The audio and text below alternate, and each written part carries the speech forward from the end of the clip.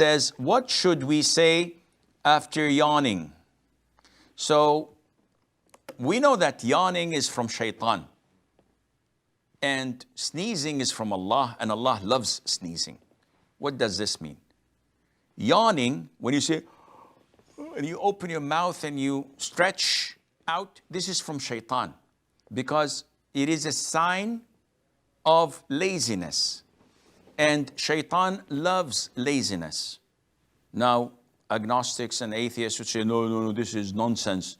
Yawning is due to the fact that the body needs oxygen, and that's why one yawns, so that he gets more oxygen in his lungs, and this would pump the blood.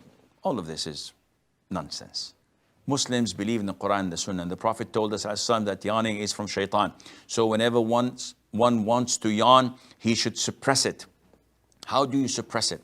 By biting your lower lip like this, closing your mouth.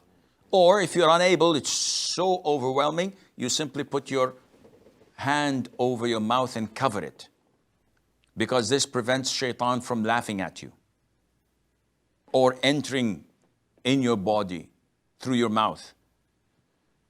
So what are we required to say when yawning?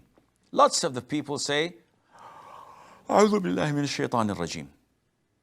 And though this sounds good, as Muslims, everything we do, we have to refer back to the Quran and the Sunnah.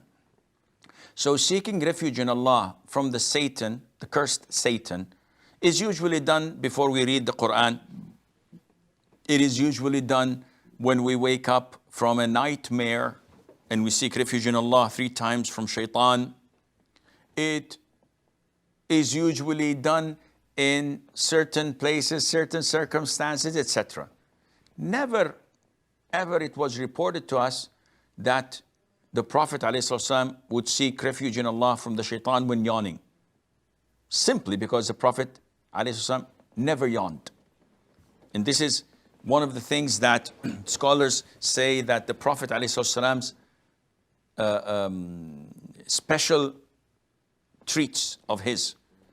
He never yawned, and he never had an nocturnal emission, due to the fact that these both are caused by shaitan, and shaitan cannot come to him, alayhi salatu wasalam. So the most authentic opinion is that you say nothing, because if there was something to be said, the Prophet would have ordered us to say